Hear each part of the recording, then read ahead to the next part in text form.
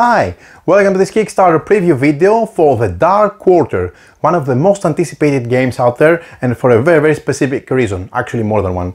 This is a game that it is the result of the passion of two of the most competent and interesting in terms of turnout publishers out there, Lucky Duck Games and Van Ryder Games, each of the publishers with their own expertise in the industry, with their own ideas, their own approach to game designing and developing and theme, and on top of that it blends really nice because it has on the designing wheel one great designer that is responsible for great games like Final Girl and LA Detective, etc. Both of them amazing games. So what more to ask? A great designer, two fantastic publishers, and a great idea. But why am I so excited? I'm so excited because I have played Chronicles of Crime and loved it, really loved it, and Destinies and loved it even more. And now, if you have played both of those games, this is like the best of both worlds in my opinion, just simple as that. This is a game that marries really nicely the thematic, rich, full experience of Destinies, the extremely well done narrative, the deep, rich story, with the intuitive and innovative mechanics of Chronicles of Crime, of solving, using the hybrid app to scan things, to solve murders, to identify clues, to question people, to find hints, etc. So you don't need to have played either of those games. I'm starting from the other way around. You don't need to have experience from Chronicles of Crime. You don't need to have experience from other designs of Van Ryder games or from Destinies. But if you liked any of those two games, make sure not to miss this one because this is the best of both worlds in my opinion. And I can easily say that even from the first scenario that I have played, whether I've played more of the previous games collectively. This game manages to get I would say very clever ideas of Lucky Duck Games with the hybrid scanning app technology that they use with QR codes, scanning for clues, scanning for locations, scanning for people, and the rich thematic atmosphere found in Destinies. Build on that together with all the design perks and all, I'm sure, spices and things added from all sides. I don't know who did what in this collaboration, but the result, which I'm interested in, is really nice, and that's why I care so much about it, and resulted in this great game. This is a game, to be perfectly honest, that I was wishing it would be created from my experience from the previous efforts of these two games, at least, and this new technology and these new titles. And I was saying I would like to see more of this system, I would like to see more of this theme. And happened both for me, for Chronicles of Crime and for Destinies. And when I heard about this one, boy, I was excited, I was jumping off my chair because I said, this is like, the experience would be like playing in a film noir where you have control of the decisions, when you ride together with the story, when you shape what happens to the characters, and then you build, and you have I would say, a cinematic progression towards the end of the scenario, but towards the campaign itself, because my experience is only from the first scenario, which is available as a prototype, but having seen that, I can only imagine that it's going to be like, going towards the top, moving towards the end of the campaign. And the possibility of getting more add-ons and additional scenarios, of course, added through the system, because you don't need to get necessarily, of course, physical components. They can be done via the app. Now, this game uses a hybrid app, as I mentioned before, which is well tested, and the system works. For me, I really liked it a lot. I know there is a lot of debate in the, in the gaming society, in the gaming community, on the use of apps in games and how these start taking, the physical component aspect away from the board games, which we love. But now everyone has their own opinion. But for me, this is a fantastic result because I'm still playing a board game, but I'm using all the nice technology offered from the system of the hybrid app, and makes my life easier, makes upkeep easier, and makes access to everything to the store easier. So I'm giving back as a result a fantastic gaming experience for me. So I'll put the link to the description in the description below, the Kickstarter, so you can follow the campaign, see what they have in store and what they will be releasing throughout the next days. Make sure not to miss the campaign, make sure not to miss the game. This is an amazing experience. I really loved the feeling and the essence, and I'm still thinking of the decisions I made through the scenario up to the moment I speak to you now.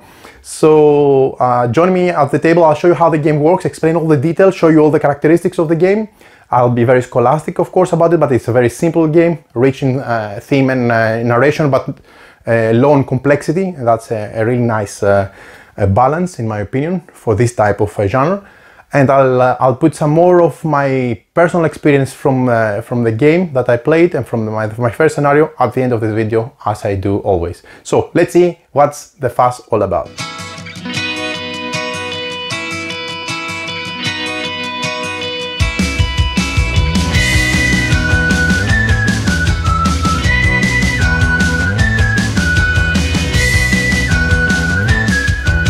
Welcome to New Orleans, Louisiana, 1980. A vibrant city of music, food and magic. Neon lights flicker in dirty puddles up and down Bourbon Street. The innovations of the modern world clash with the ancient and terrible traditions, and murder is never simple. The Beaumont Agency, staffed with a roster of brilliant, colorful and ultimately flawed private investigators, specializes in solving cases that no one else can crack. Players each take control of a Beaumont agent and work alongside one another to solve the worst crimes that New Orleans has to offer. It's a world full of magic, where hexing curses are sold on every street, where voodoo, priestesses and creatures of the night are lurking around every corner, and where even the most mundane crimes have a tinge of supernatural to them. The Dark Quarter is a cooperative digital hybrid adventure game set in a dark fantastical vision of 1980s New Orleans. Through a multi-scenario campaign, the Dark Quarter tells a rich, dynamic story and invites players to make critical decisions that will not only affect their own decisions and destinies, but they will also affect their characters and change the direction and course of the story. The characters here are not simple avatars, easily replaceable from scenario to scenario. Instead, they are woven into the very fabric of the story itself. Their destiny and the destiny of New Orleans are linked together in this story to come. So what about the game? What is the Dark Quarter? The Dark Quarter is a co-publication between Lucky Duck Games and Van Ryder Games, two of the best publishers out there in my opinion, and they bring the best of both of their expertise and what each of those have to offer together in this digital hybrid and narrative game. The Dark Quarter is highly narrative, very thematic, and offers a length of story, of theme, of atmosphere that will take you from the beginning and guide you through the campaign. It immerses players in a new dark supernatural world. It is light in complexity, but yet rich in story and flavor. The game is being designed by Evan Derrick, behind Final Girl and Detective City of Angels, two games that I really loved. If you haven't tried those, I urge you to give them a try. And it is directed by Rafael Yojda, which is responsible for Destiny's Sea of Sand, and has cultural consultation from Omari Akil. The stories and some visual that you see in the Dark Quarter are of a mature nature. This includes, but it's not limited to, mature language, depictions of murder, supernatural and ritual acts, addiction and personal loss. In the game, decisions and characters will carry over from scenario to scenario. This includes characters gaining experience and unlocking various special new abilities. The main narrative of each scenario will not change from play to play. However, each character has their own side plot and abilities that they are very unique to them, and it is very nicely integrated with the whole story along the campaign. The base game will come with 8 32mm scale miniatures featuring the main characters, notable NPCs and key protagonists, and there will be of course an optional add-on that will be able for players to replace some of the NPC markers with additional miniatures. So there you have it. This is all there is at the moment for the Dark Quarter. I'm going to get you through the components, describe the basics of the game. It's a very simple game, but I'm going to be very scholastic in giving you all the details on how to play the game. I'm going to use, of course, timestamps in the description of this video to make them easy for you to access. And I'm going to follow on a separate video with the playthrough of the first scenario. So really looking forward to show you all the goodness that has been prepared and crafted in this game with from those two publishers. And let's dive right away into the components. So you see, the art in this game is phenomenal. I really like how it is tied to the theme of the game and gives a lot of initial direction where we're going with the theme and what's going to happen. So you see in front of you various components. Briefly to mention, this is a city board that you see here. The main board is used for movement and exploration. It depicts the central part of New Orleans with a zoomed in section over here that you can see. And this is of course showing the French Quarter. There is a point of interest and location markers that will be placed on this location with all these markers that are going to be points of interest for the players to visit. We have 14 tiles. These tiles are these ones. This prototype, of course it's a prototype, and you have to keep in mind that it looks gorgeous, but it is a prototype. I've made a separate prototype unboxing to show you the details of the components, but that being said, that this is a prototype, keep in mind that the quality and all you see, it's not final in this game. So these are the tiles. They serve as a zoomed in view of the location visited by the players and the different locations that the players are going to visit through the story. It has detailed art. It can provide some visual clues. The most important role for those are to hold points of interest that you can interact with through the story and the game mechanics. We have 4 player boards that you see here in front of you.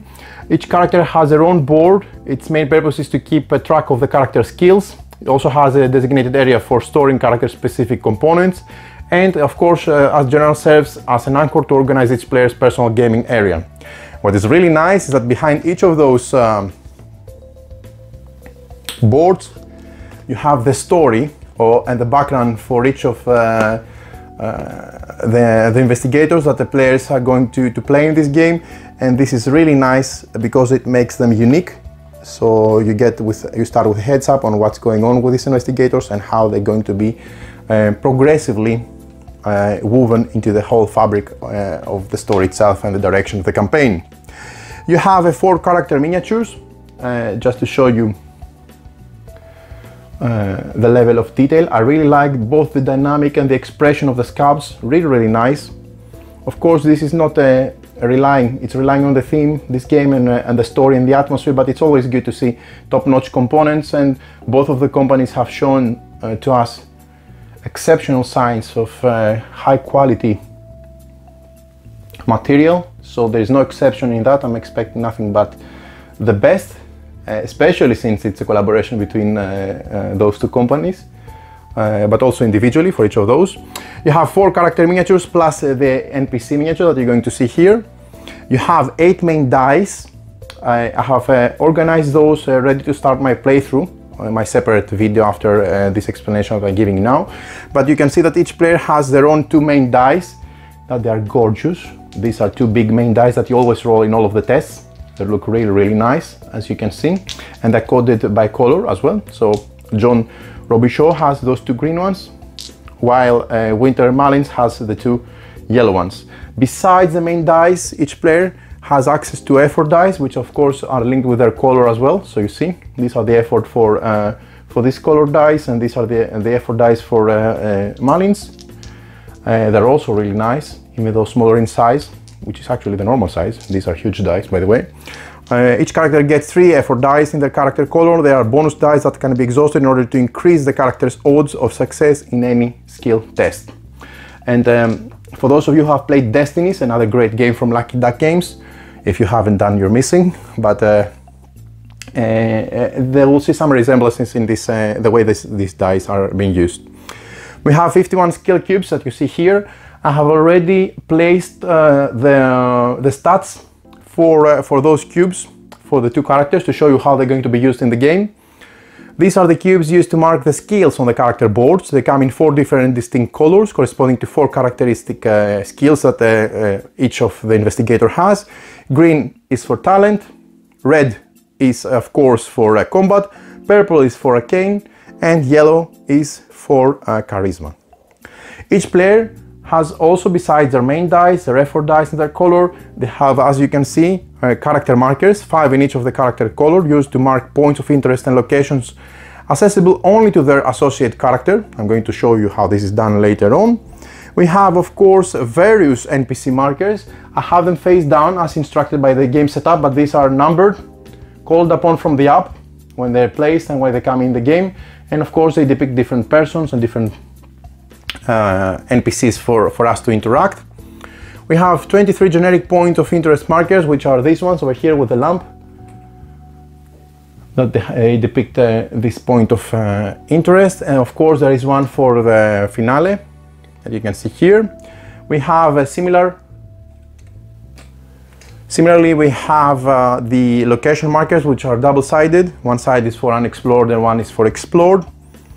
And they're used for pinpointing different things in the game and locations. And of course, we have 17 experience tokens that you see here in denominations of 1 and some larger ones in denominations of 5. Experience points that are used to track the experience obtained by the characters, awarded tokens, and are kept in a common pool for everyone to use. These are the experience tokens. Last but not least, we have the cards. In this prototype, you have, besides the tiles, you have those 2 decks. These are, of course, the story cards.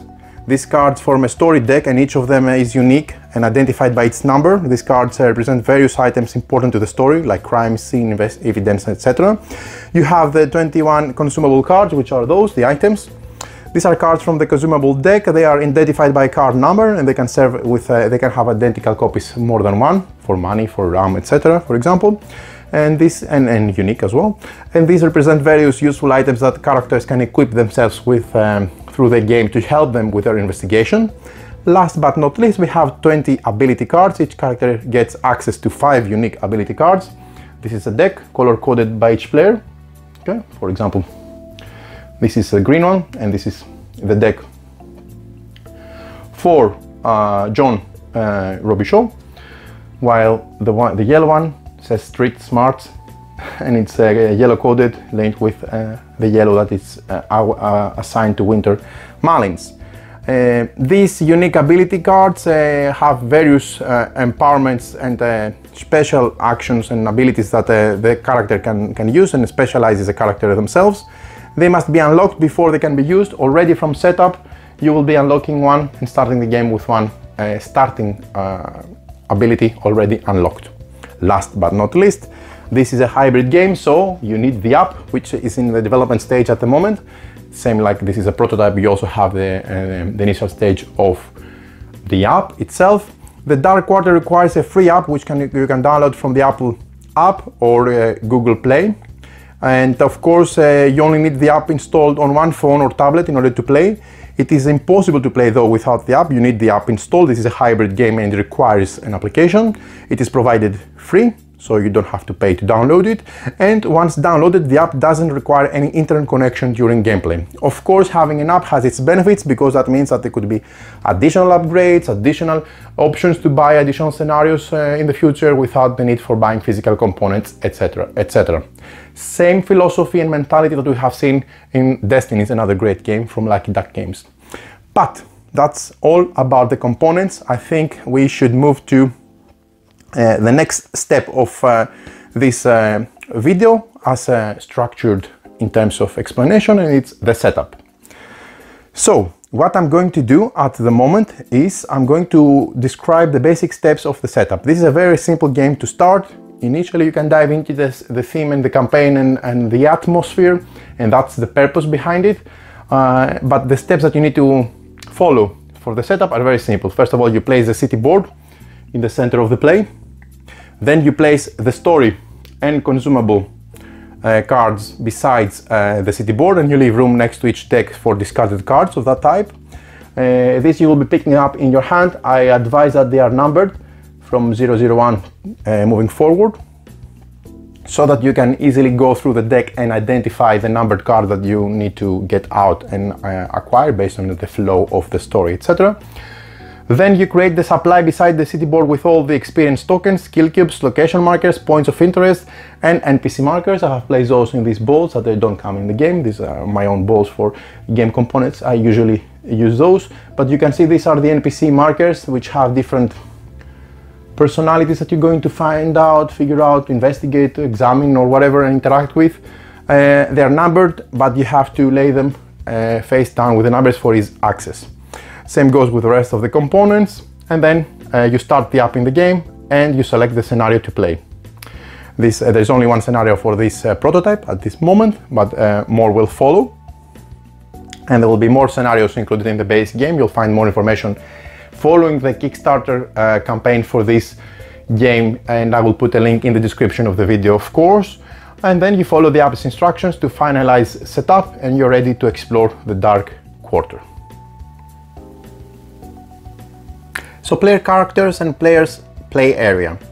As part of the in-app setup, each player will choose one of the 4 characters to play with. Players can learn about their character by reading the short introduction presented on the back of the character board, and I really advise that you go through the story because it will help you dive faster into the scene, the atmosphere, and the story of the game, and also who you are and what are you trying to do. Of course, each character has their own personalized set of components. You have the character board that you can see here in front of you, for example, for Winter Mullins. You have the ability card deck with 5 cards. This is this deck over here. You have 2 main dice in your player color. These are the larger dice that you have in your possession. And of course, you have different colors depending on the player. For example, as I said, John Robichaud has green main dice. You always get to roll your main dice, so you don't need to lose them or refresh them after each and every test, etc., and skills test. So these are the 2 main dice, and you also have 3 effort dice that also have your own colors for you to identify. There are 5 character markers with your color / logo or whatever, so you can use them to identify, for example, points of interest and NPCs and locations that are only open for this specific character to visit and interact with. All components are color coded, but otherwise similar, and except each chapter ability cards to be unique. You have this is a recommended setup for players. You have here, as you can see, already starting the scenario, the skill tracks that mark your character current skills by placing skill cubes as instructed by the app. This is going to be part of your setup once you hit start in the app. It's going to show you where you're going to put those 3 green cubes, where to put the 3 red cubes, 3 purple and 3 yellow respectively. To the right of your character board, you place all of your unlocked ability cards face up. Here you're going to place the deck of all your locked, let's say, ability cards. In order to access more of those and put them in this slot, you need to unlock them by paying experience, that we're going to explain later on. You put, of course, here your markers, your character markers, your effort dice, which if they are off board, that means that they're exhausted. And when you start playing the game, the first thing you do is you gain one, you refresh one of your effort dice. So otherwise, if it's off board, that means that they are exhausted and you cannot use the effort dice off board. And to the left here, you have your character, to the left of your character board, you have here all your, let's say, character story cards that are in your inventory, and your consumable cards face up. They're common knowledge, people know what you have. This is a cooperative game. In essence, all players work together to support the flow of the story and go through cracking the mysteries, etc., and the murders. So these are common knowledge, but these belong only to this character, meaning that neither this evidence card or this RAM can be used from this private inventory of the player, unless you were referring to the common agency inventory, which is off board. It will be next to the main board, which are cards for everyone to access. Now, speaking of the Beaumont inventory, this is a special area that should be established close to the main board, either to the left or the right. In this case, I will use to the left, but in any case, it's just an established area close to the main board in a spot that all players can access. And this is where story cards and experience tokens are stored for common use. As I mentioned, what is next to the player main board is only available to the players to use, but what is in the Beaumont, let's say, common area, most of the times we design it to be to the left of the main board, it's open for all players to use for common use. You have story cards. While consumable cards always belong exclusively to a character, whenever a player receives a new story card, the app will inform whether to place it next to the character inventory, belonging to the character, or to the Beaumont inventory. Cards are placed in a Beaumont inventory for everyone to use and access. They are shared and any player can use them. And of course, experience tokens or experience tokens obtained throughout the game end up in a common pool. So we should also set up an area where we have not the supply, but the common pool for all the party, for all the team, where all the experience tokens obtained are there. This is a common pool and everyone can use it.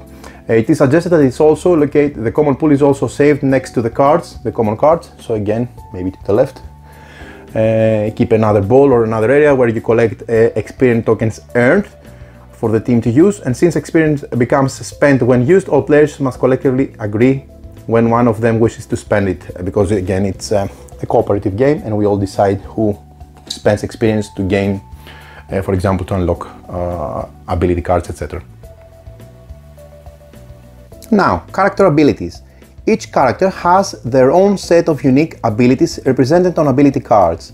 Their graphic design allows for each ability card to be easily distinguished from other characters, both by color and by logo as well. These ability cards can have various effects, including ways to modify test results, which effort dice start refreshed, your starting money, experience, permanent skill increases, etc. Characters can support each other by using their abilities, as we'll explain later on, and you can also use other person's abilities if you share the location, which we're going to explain later on. As you can see here, these are Julia Paris ability cards. These are Winter Mullins, Street Smarts.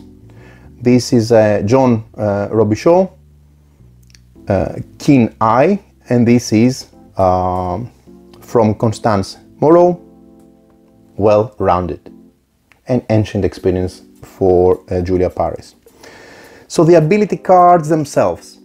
Let's start by giving you an idea of the ability cards and how they are structured, the anatomy.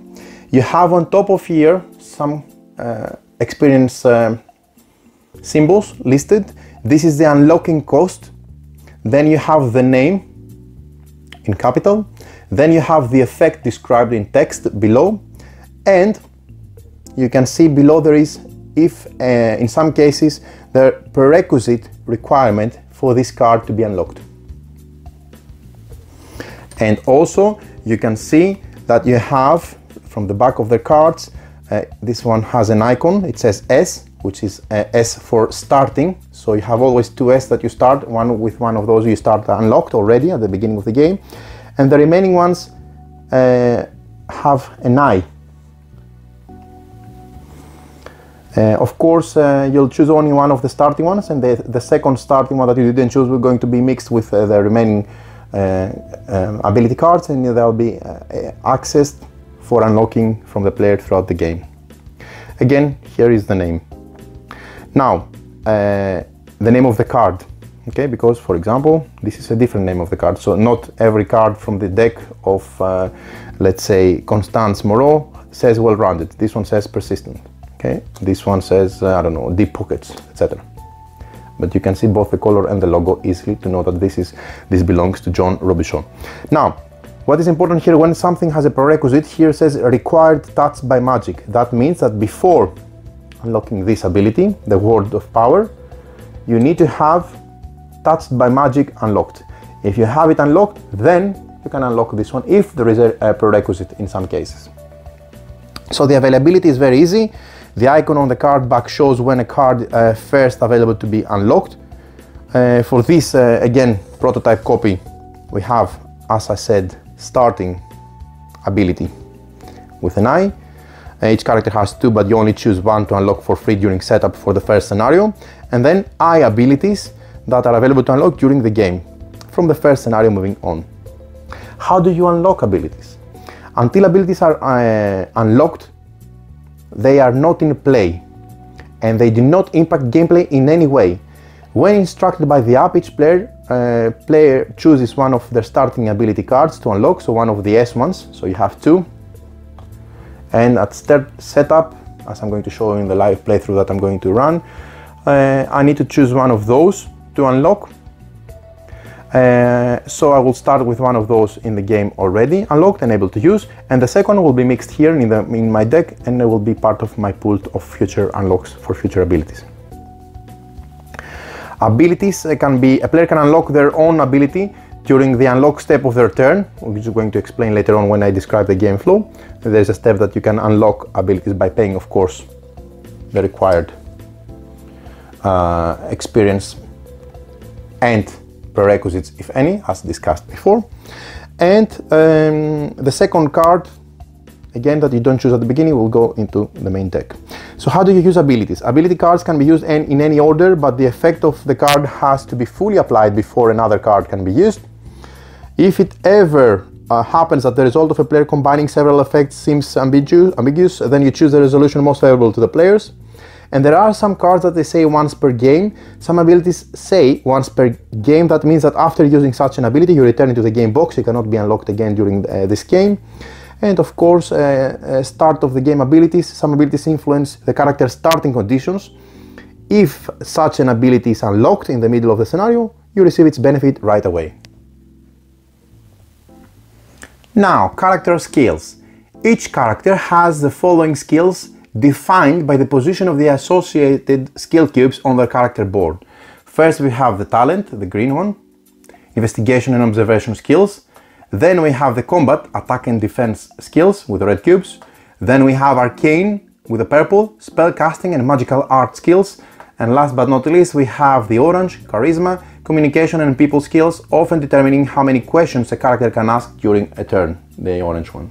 So again, talent, combat, arcane and charisma. So moving the skill cubes.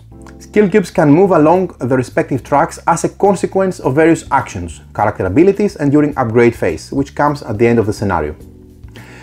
Keep in mind as a general idea that the location that these cubes start the game are instructed by the game setup. So when you start the scenario, the game will tell you where to put. I need to put a red cube on 4, a red cube on 7 and a red cube on 9, specifically for Julia Paris for this scenario.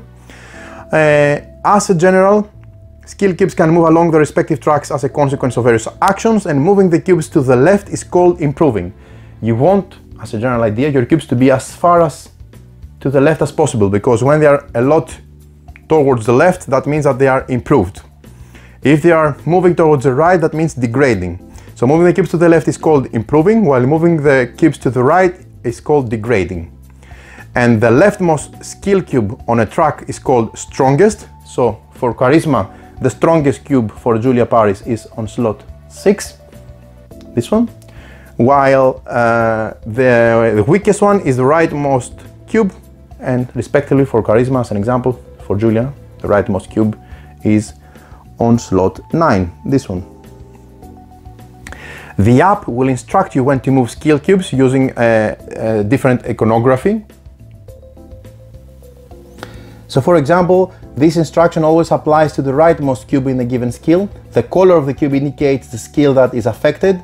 In case of a gray cube, or white cube actually, a non-color white cube, you can choose any color to affect, while this one, arrows show the direction the cube must move, and the number of arrows is the number of spaces the cube must move accordingly.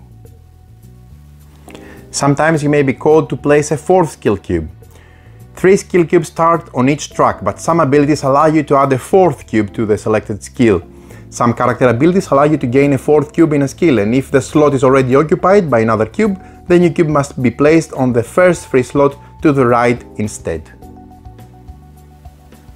When moving skill cubes, players must follow some very simple rules. First, only one skill cube can occupy the same slot at a time, and they cannot move off track, left from slot 1 or right from slot 12.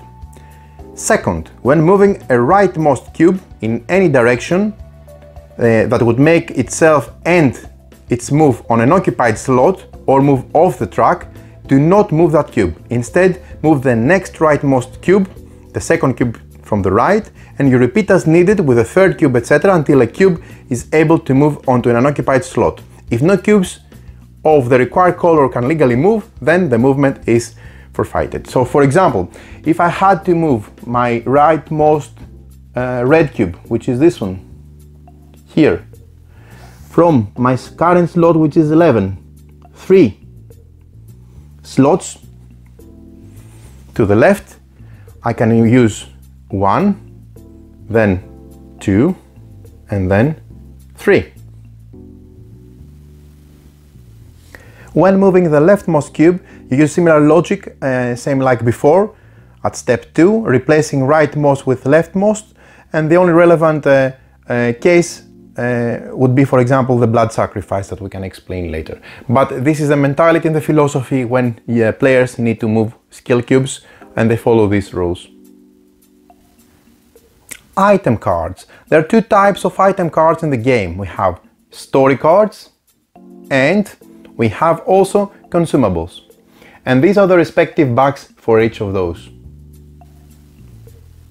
Story cards and consumable cards. First of all, the story cards. These cards represent various items important to the story, like crime scene evidence and other things. They do not have any effects, but they can be scanned, as they have a QR code in the bottom left corner of the card itself. Story cards typically end up in the shared Beaumont inventory, but occasionally end up in a character's personal inventory. Their breakdown in anatomy is very simple. First of all, they say that it's a story card. You can see it in the title, story card, story card, story card. It has the name of the card, a symbol, a strand of rope, or an evidence file. It has the code that you can scan. Of course, it has the card identification number so that you can easily access them, 001, 002, 003, etc. And there is also the art in the middle that shows what it is about. We have also the consumable cards, which is the bottom row. You have these cards which represent various useful items that characters can equip themselves with their investigation in order to help them moving forward. Each of these items has an ability, providing an alternative way to use a card instead of just scanning it. Consumable cards are always placed in a character's personal inventory next to the player character, and these cards can be exchanged at any moment between characters present within the same location, as we're going to see later on. Again, the anatomy is very simple. It says it's consumable right at the top. Then you have the title, the name of the card. Then you have the QR code for scanning, and you can easily distinguish the consumable cards have the QR code on the right, while the evidence cards, the story cards, have the QR code on the left as well. For the consumable cards, you have also the card effect described here. For example, this effect here, this effect here, or this effect here. And you also have the code for scanning. The consumable card effects. Each consumable card has a special effect which you may use at any relevant moment during your turn. For example, RAM can be used after you roll for a test because it affects a test skill. And there are two types of effects. You have the discard effects. You must discard the card to apply the effect. But you also have the permanent, let me show you one example, which has this symbol over here with the permanent effects. The effect is always applied and you do not discard the card when used, because it has a symbol. Whether this one, you need to discard it after use. Some cards have two discard abilities, options. So you have two separate entries with this icon. If that's the case, then players have to choose only one of them to use, respectively. You may use any number of effects during the same event. Cards cannot be discarded or used by non-active players. Only the active player cards and abilities can be used. And if it ever happens that the result of a player combining several effects seems ambiguous, then you choose the resolution most favorable for the players. Some important concepts. There are several important key concepts in the game that need to be explained, so let's do that now. We have first of all the points of interest. Various word elements that you can interact with are marked as a point of interest. These represent anything that the characters might encounter. For example, people to speak to, objects to examine, like chests or bookcases, or rooms to investigate, and so on. They're represented both on the table with markers or NPC miniatures and within the app. Markers and miniatures function the same way. The term point of interest applies both to markers and miniatures. Point of interest markers are divided into 3 distinct types, which all have a hexagonal shape that you see hereafter. They are different in their narrative nature, but the general categories are the ones that I'm describing now. First of all, you have NPC markers. These markers are double-sided and represent specific non-playable characters, NPCs. Each has its own identification number on the one side. For example, this one says 01, and you have lots of those in the game. And the other side has an image or a portrait. Then you have these ones which have the generic point of interest marker. These markers represent all other non-NPC points of interest. They have the same image on both sides. And then you have this one, which is the finale marker. This is a special single marker, that's why it's different colored from this one. This is a finale marker, and this is the point of interest which starts the finale. It has the same image on both sides. Of course, you also have NPC miniatures, like this one, for example. So NPC miniatures are important NPCs that are represented by miniatures instead of markers, like the hexagonal point of interest markers. So like this one, you have the miniature hexagonal NPCs. In terms of nature, they're exactly the same. They're easily distinguished from characters because you see NPCs have hexagonal base, whether characters have square base, as you can see. But as far as they are concerned, both hexagonal markers for NPCs or miniatures for NPCs act the same. I need to glue it again, I dropped it before. So, they are NPC miniatures respectively. Location. There are 2 types of location in Dark Quarter. They both function the same, and the term location applies to both of them. This concept is important for cooperation because the characters can help each other only if they share the same location, like those 2 here, they're in the same location. This concept is very important for various aspects of the game. So there are 2 types of locations. A city board location, as you see here on the main board, which is represented by a single point of interest marker placed directly on the city board, the main board of the game, the one I'm pointing now. A character is at a location if their character miniature stands next to the location point of interest, so like that, for example. Or a tile location, point of interest, which consists of 1 or more tiles, not necessarily 1 tile like this one, you could have more than 1, following a sequence of completing the image, but different tiles. In any case, a character is at a location if their character miniature stands next to any point of interest on that location, because it could have more than 1 point of interest on that location on the tile itself. All tiles have a location name printed on them, as you can see here, for example. This is Congo Square 01, and they also have a number. Some locations consist of several tiles, and therefore several tiles must share the same location name printed on them. And when instructed to place a location tile, you put them anywhere convenient to the players, maybe to the right of the main board or somewhere else, it doesn't matter their arrangement. Otherwise they can construct it in any way you choose, as they don't impact gameplay in any other way other than visiting the tiles themselves and the points of interest on them as well. We also have location markers with these pins. Location markers are placed exclusively on the city board, only on the main board here on the left. These represent the locations you can visit and serve as a link between city board and location tiles. These markers have 2 distinct sides, unexplored and explored, as you see there, for example.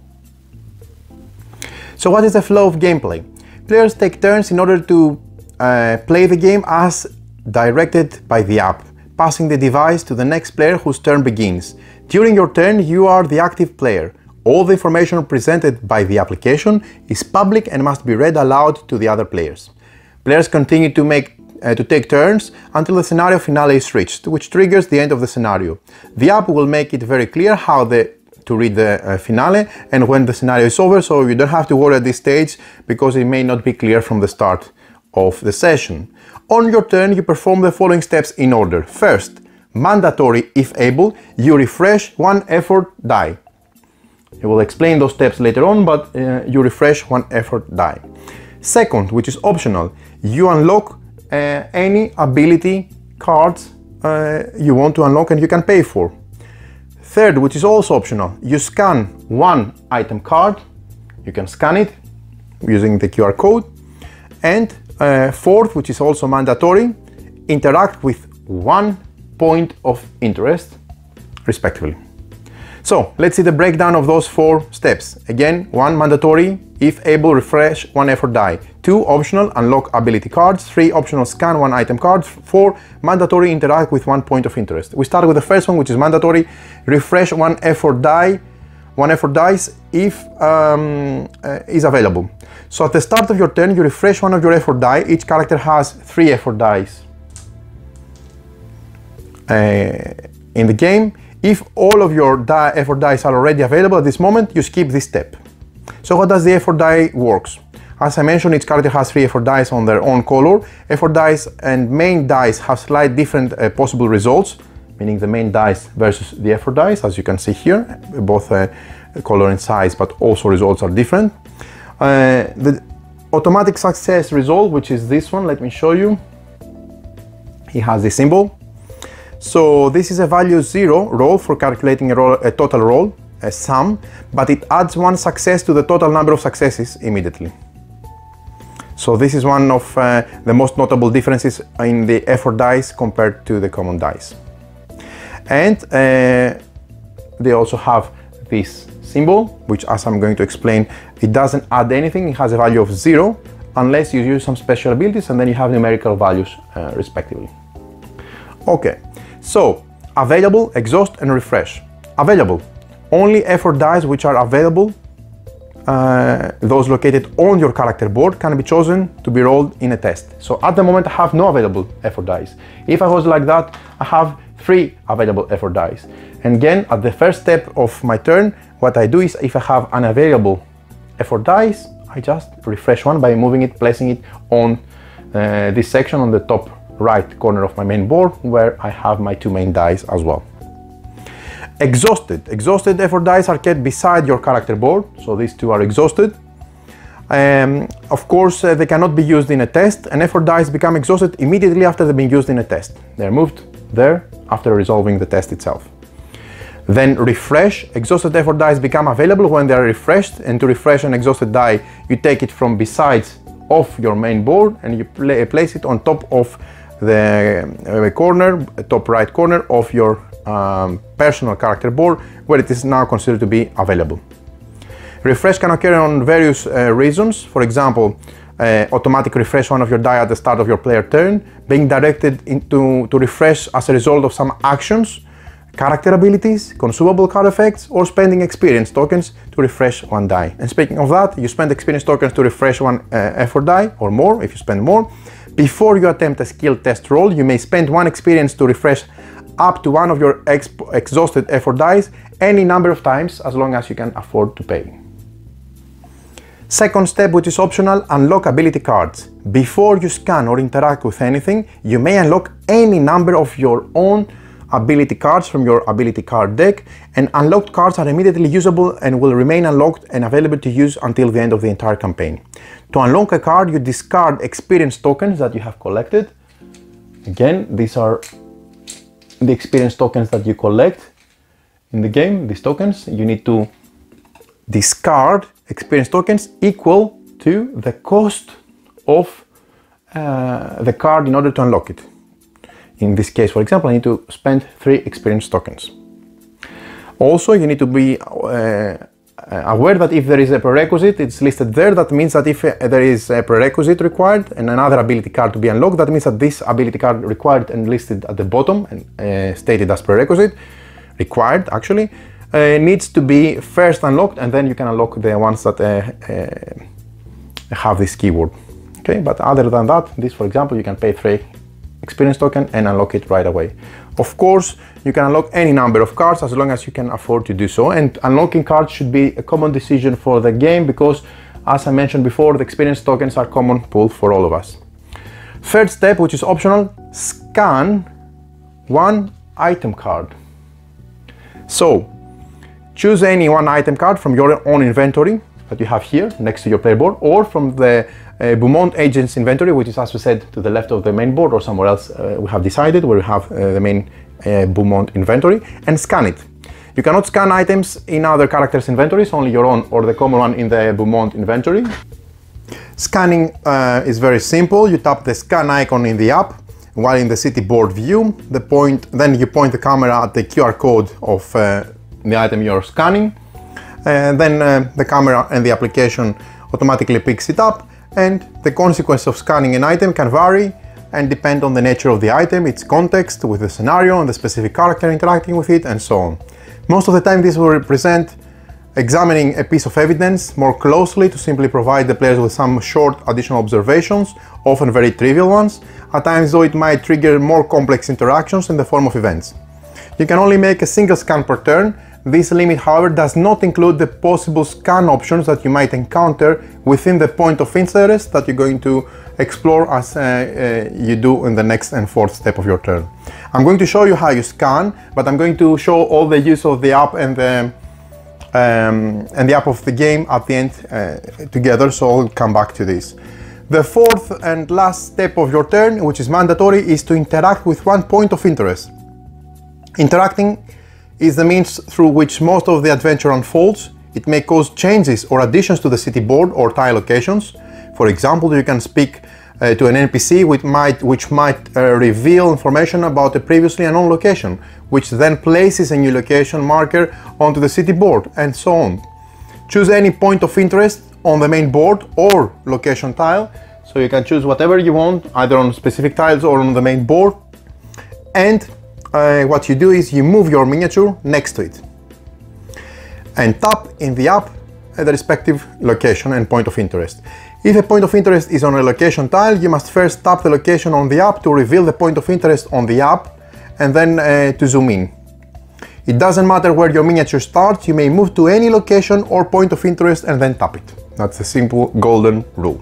So, character markers. You have various character markers. Each character starts with 5, as I mentioned during setup. Some storylines within the scenario are directly linked with a specific character, and some locations and points of interest can only be interacted with a player who controls that specific character. Whenever a character-specific location marker or point of interest marker is placed, the app will also instruct you to place that character's marker next to it. For example, with this NPC, only for this player, this character to have interaction with this NPC, or with specific points of interest respectively. Tapping on the location marker. If you tap an explored location, a zoomed in view of the location will be displayed, then you must immediately tap one of the now displayed points of interest and move your miniature to it respectively. If you tap on an unexplored location, the app will instruct you to place a new point of interest, markers and or location tiles, and then you must immediately tap on one of the now displayed points of interest and move your miniature next to it. If the app instructs you to place only one point of interest, you automatically interact with it immediately. Interacting with a point of interest. After you tap and move your miniature to a point of interest, the app will describe what happens and provide options on how to react. As always, all text must be read aloud to all players. If there are several options to choose from, you can choose several of them in any order, and you may resolve some or all of them unless the app ends your turn as a consequence of one of your choices. This heavily depends on the context of the story, and some options might cause other options to disappear or new options to be revealed. Overall, the options when interacting with a point of interest can be divided in some simple categories like skill tests, item scans, item card scans that is, interactions, investigations, purchases, questions, hints, and entries to the finale. Skill tests. Skill tests are made when you try to do something that is not certain, and it's not certain that you will succeed. When you choose a skill test in the app, you know what you're trying to do and which skill will be used, but you will not know the test difficulty or exact possible results. This can be of course deduced from the description, but it's still uncertain. There are 4 types of tests, each challenging a specific character skill. So we have the talent tests, which are the green ones over here with the symbol. Talent test, for example, it could be also an investigation test. which is a specific type of talent test that's also green with a magnifying glass on the bottom right corner of this symbol, the green one. This indicates how many actions you can perform when you investigate a scene. An investigation test is considered a talent test for any effects that modify talent tests, for example. It can be a combat test with this icon, you have to combat with someone, an arcane test with this symbol, and the charisma test with this symbol, which can be broken down in a questioning test. Of course, if it is linked with specifically with commonly with NPCs, the number of success influences how many questions you may ask on a single turn, depending on how well you did on the questioning test, which is again a charisma test. Or it could be a calm down test, which has a red icon, red feathers on top of the crown on the left of the icon, and it also is used to perform calm down actions on hostile NPCs. Successes will lower the hostility level and may allow the player to ask questions again to the calm down NPC. Questioning and calming down tests are considered charisma tests for any effects that modify charisma tests in general, and that has to be remembered when you have such cases. Some character abilities or consumable cards specifically test variants only. For example, an ability that specifically affects questioning tests cannot be used for other non-questioning charisma tests. So, let's see the test skill in practice. Selecting and rolling dice. After choosing the test, you roll your dice to see how well you've done. Players always use the character main dice, so you'll always be rolling those two big chunky dice, no matter what test you perform, in every test. And in addition to rolling your main dice, you can optionally choose to roll any of your available effort dice. So even if I have them, I'm not obliged to roll them. I can select to keep them for other tests, but if I have them available, again, available are on my main board, and outside my main board they are not available, they're exhausted.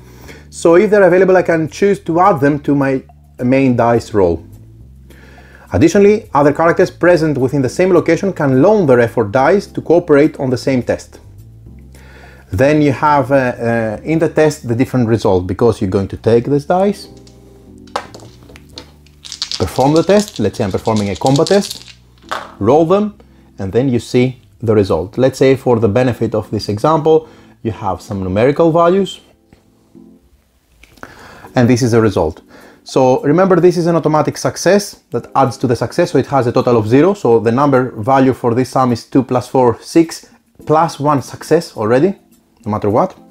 But you can have also stars, like for example this one, yeah, or that one. Both main and effort dice have a star result in one of the faces. By default, what you see here, for example, one is automatic success and one is the star.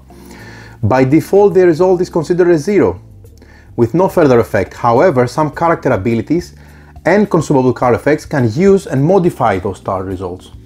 For example, let me show you this card. Okay, it belongs to another character, but you're going to see the idea. For this card, for example, you can use, during a combat test, each star symbol to set aside to 1, set the die to 1, and roll an additional exhausted die so that you can increase your total in theory. So that's really nice, and depends on the abilities themselves. Remember that star results on effort dice borrowed from another player can be modified by abilities belonging to the active player, and possibly by abilities of the single character selected in the accordance with the rules of cooperation. Because you can select the ability of one of your characters that they share the same location, and then use the star for their ability, because they can share their ability as well. Character abilities and consumable cards. Players can influence the test result at various points using their character abilities and consumable cards. By default, players can only use their own abilities and consumable cards, but other players might help them using their own through cooperation, as I'm going to explain later. All these effects can be used in any order, with the following exception: any rerolls needed to be used before players take advantage of the final results. Now, determining the result. After rolling the dice, sum the total number of all your dice, in this case, let's say 2 plus 2, 4, to get a total roll value. Then compare, and also you may have some additional automatic successes or whatever. Then you compare the total value with the positions of the cubes of your tested skill track. You ignore tracks of players who loaned loan you dice, and for each skill cube on the test track that is less than or equal to the roll total value, you gain 1 success.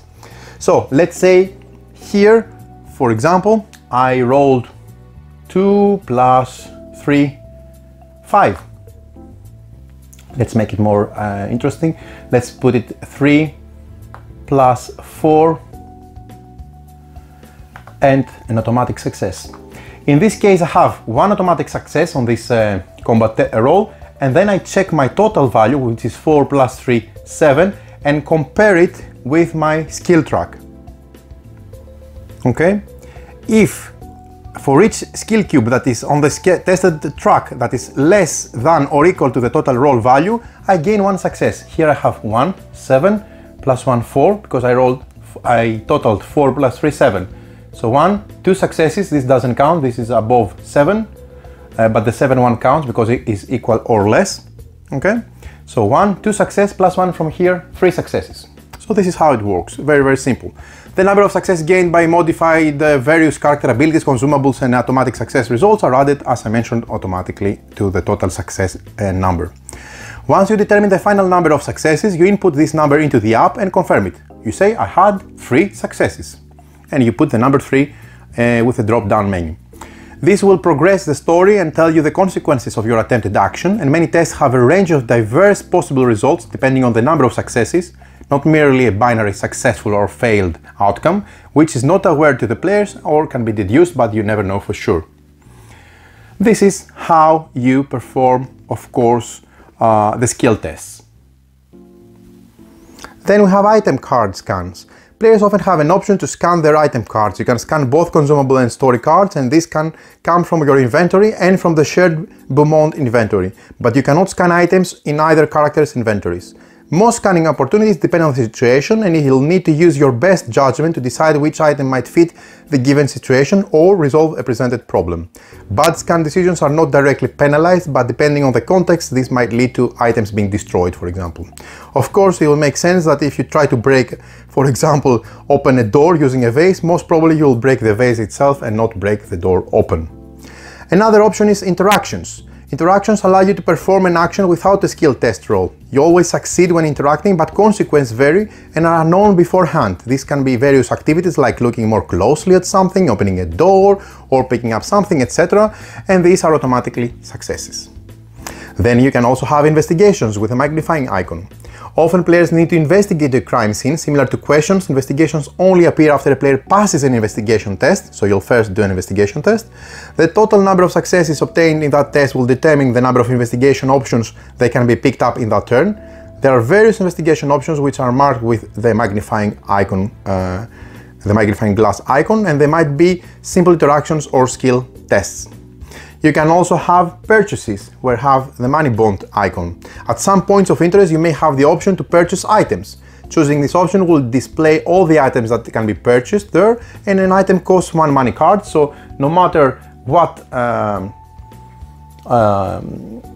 you purchasing, it always costs 1 money card that you need to deliver. These are the money cards you see here. And of course, you can continue buying as long as you have money cards, different items offered from that point of interest. If the option to buy an item disappears, it means that the given item is depleted for the given scenario and cannot be purchased anymore. You can also do questions. Questions has the bubble icon, the speech icon actually, symbol. Question dialogue options are unlocked by questioning tests. The number of questions that you can ask an NPC is defined by the number of successes gained in the skill test. The number of possible questions will be displayed on the screen, showing that, for example, you have 4 questions remaining and you can decide what to ask.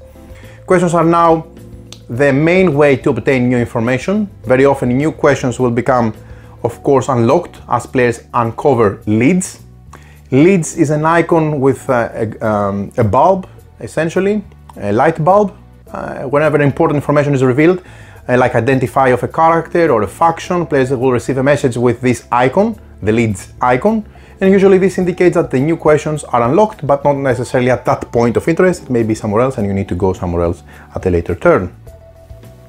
When you ask an NPC a question, they provide a short response usually, and afterwards you must either coax, try to sympathetically persuade the NPC to reveal more information, intimidate, attempt to force an NPC to reveal more information, or drop the subject and end the given question.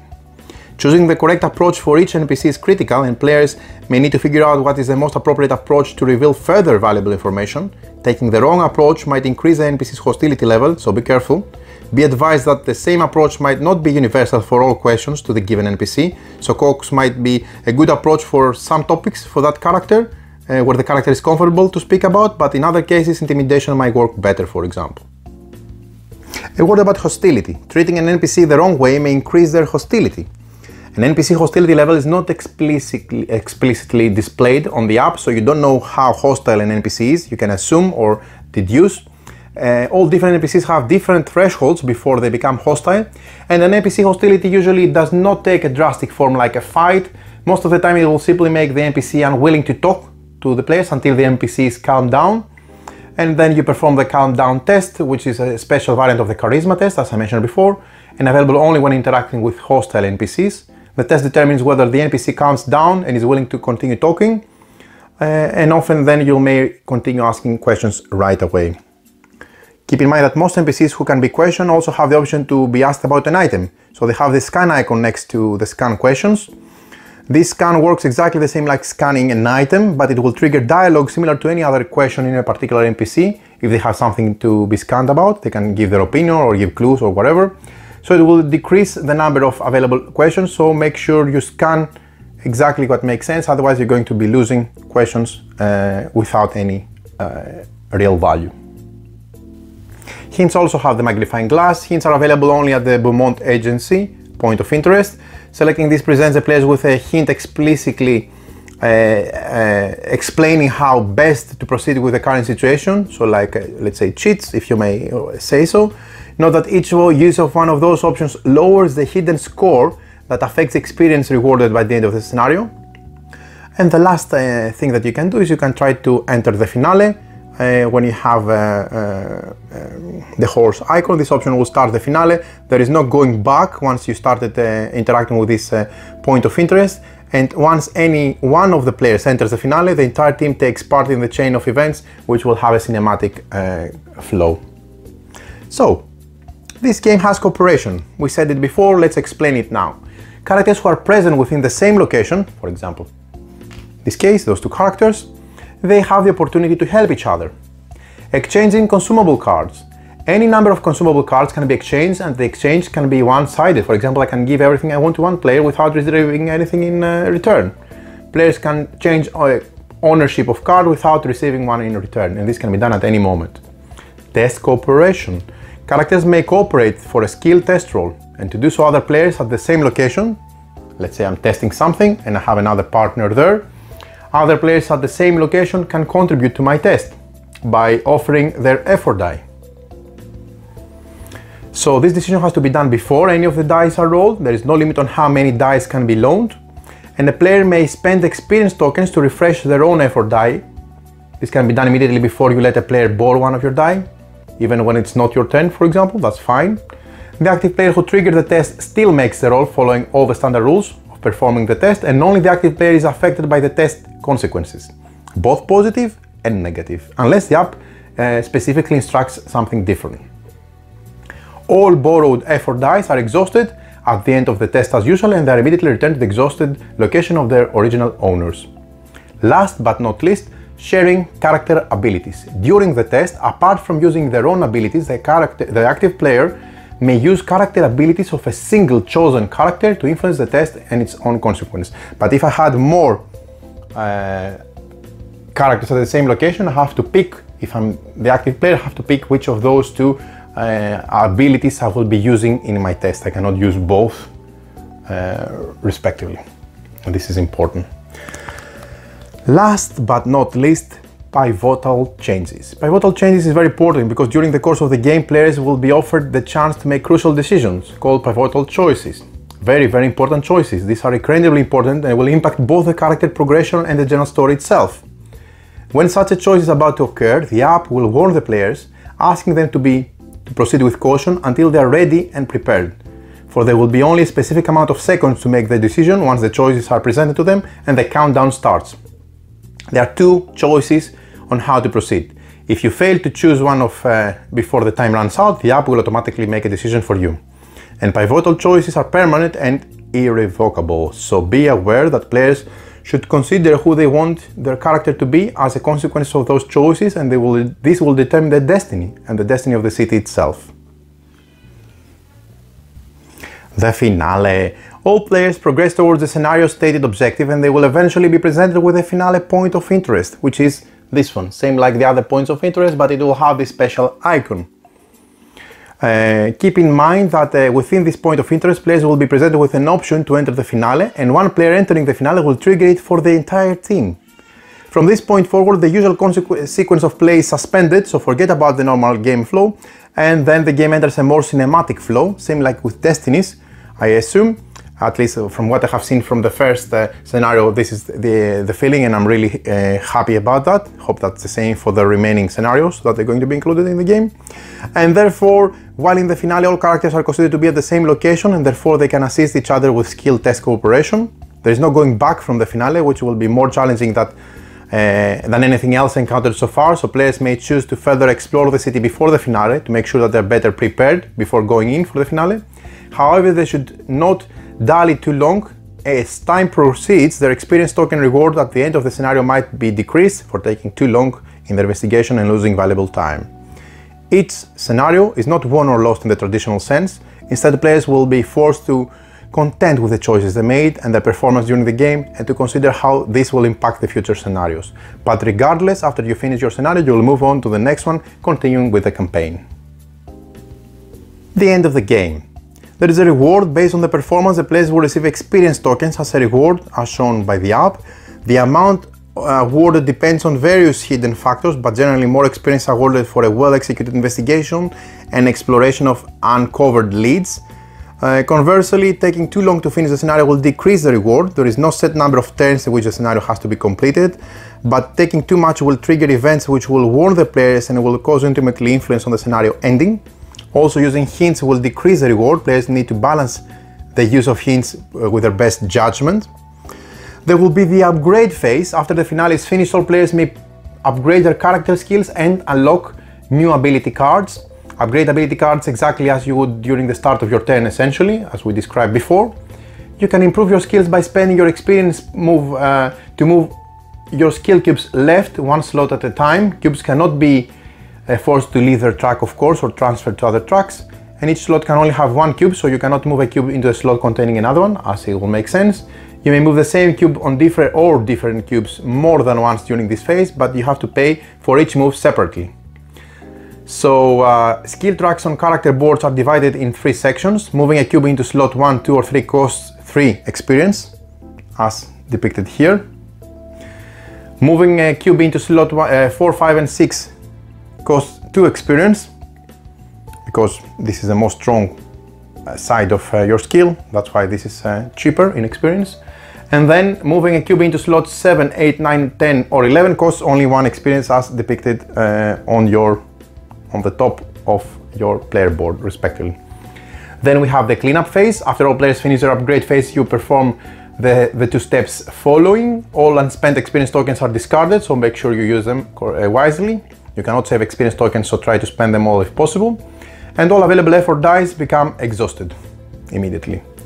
Next time on the Dark Quarter, with cleanup done, the app will tell you what to expect during the next session.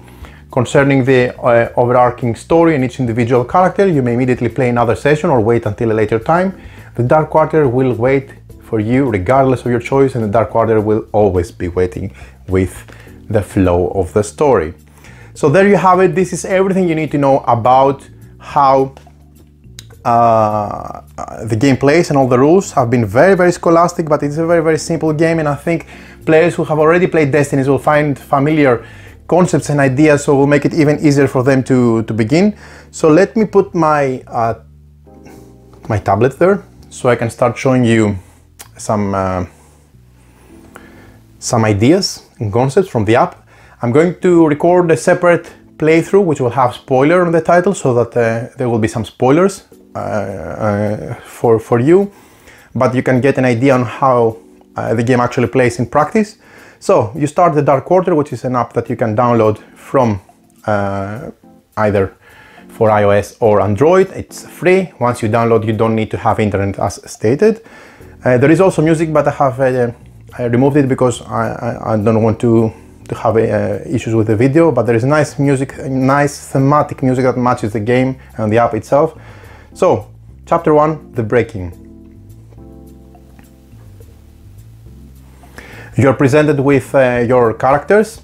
You have John Robichaud, Constance Moreau, Winter Mullins, and Julia Paris, same like you have with the physical components. Let's say I'm playing this game with Paris. Julia, I can also click about, and I like this because if you click about, you see the backstory of that you find at the back of the board for this character, and I advise everyone to read them. It's really, really nice. So I highlight Julia and Winter, as you see, coming in the foreground. I click OK. And then the app immediately tells me how to set up the skills for each character. You see, I put for talent, the green track, a cube on 5, 9, and 11 for Winter. For combat, 5, 9, and 11. For combat, the red one, I need to put a cube on 7, 9, and 11.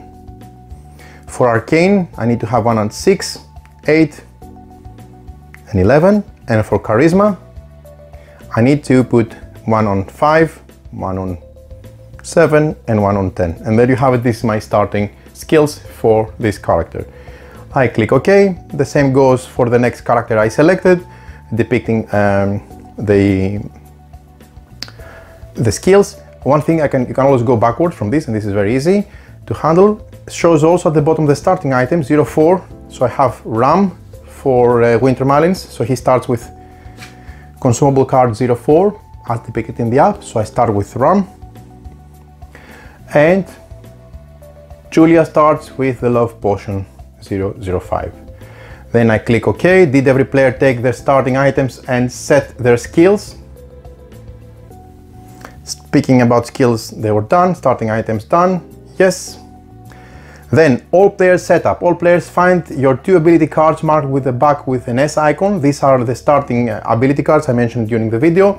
Select one of these starting cards and unlock it for free. I've done it already. Ready for me to start the playthrough. And then combine all your remaining ability cards together with a form of one deck so that you can be unlocking them throughout the course of the game. Okay, okay. Then you get the story. I'm reading it. New Orleans, 1981. It was the hottest August on record in New Orleans. Humidity covered the city like a mass of rancid honey. Jazz riffs leaked out of the French Quarter, valiantly trying to pierce the sweating air.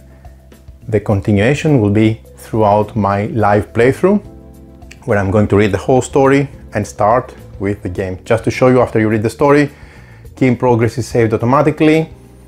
The game shows you the New Orleans board, which is the main board that you see here. Place the city board as indicated, okay. Then it says place 01 Beaumont Agency, which is this one. So let's remove all this,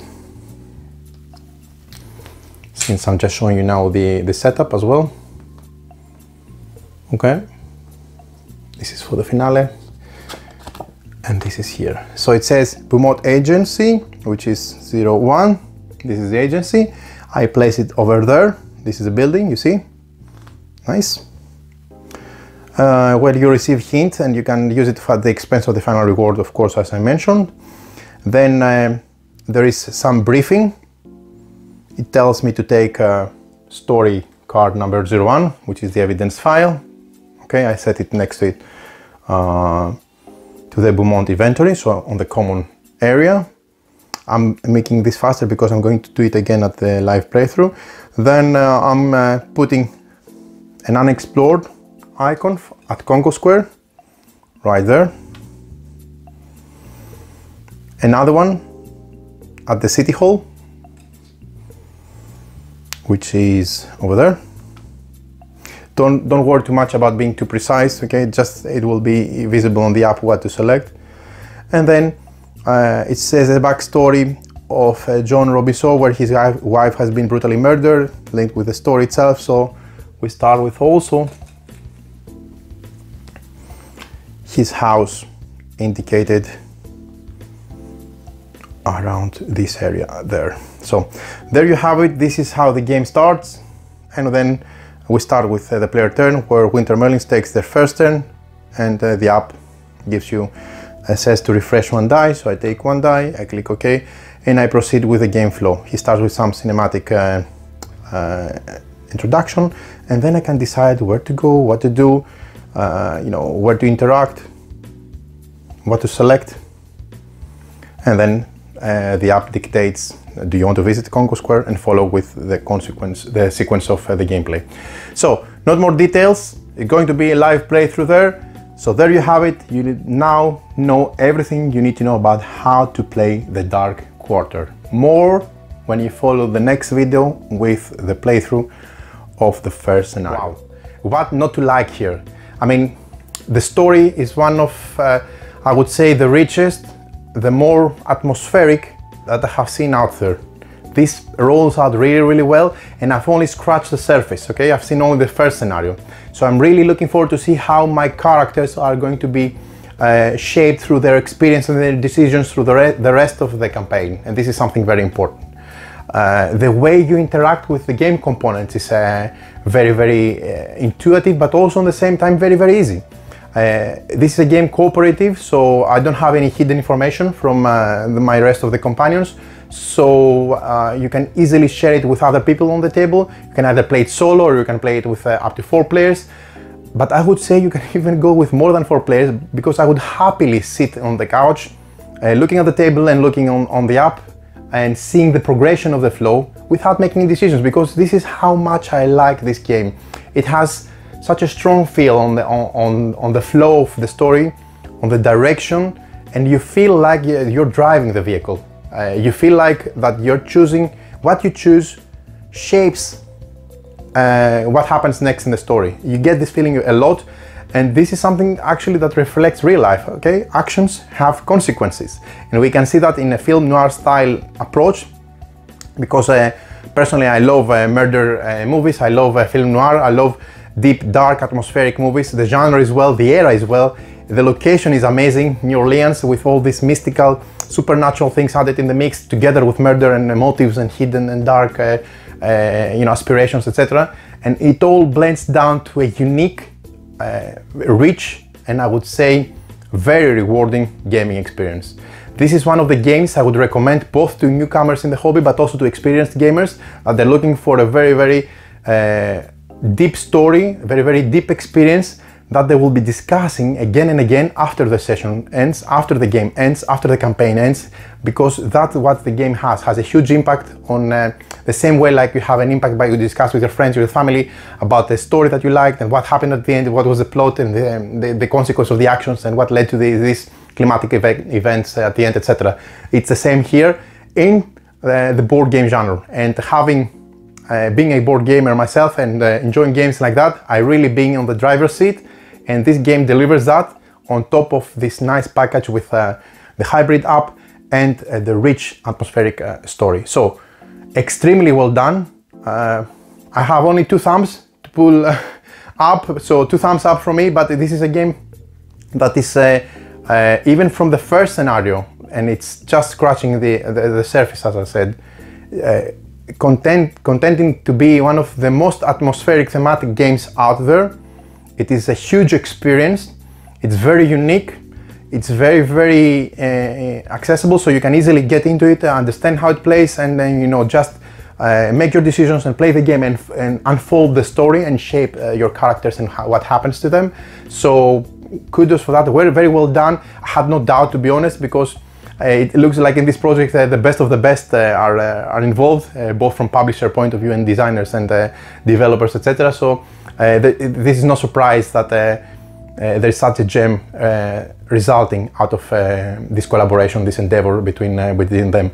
But even if you haven't played anything from those people, from those companies, from those designers, from those people who are behind the game, this is a very unique, I would say, strong experience that I would gladly recommend to people.